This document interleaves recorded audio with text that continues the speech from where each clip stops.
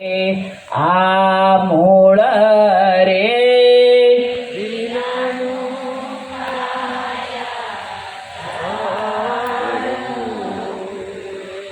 આ શરીરને પડતા વાર લાગશે નહીં, આને મૂળ નથી, ક્યારે પડી જાય નક્કી નહીં.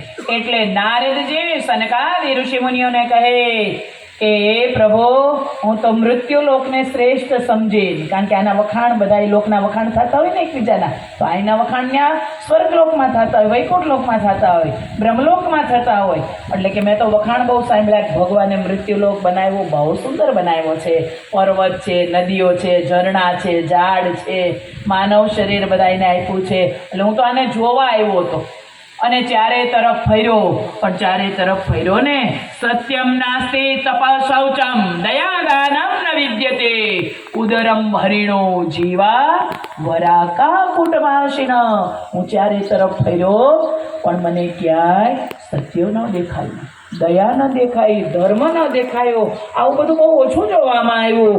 અને આ બધું જોતા જોતા કેટલાય જીવો આમથી આમ દોડમ દોડ કરતા હતા.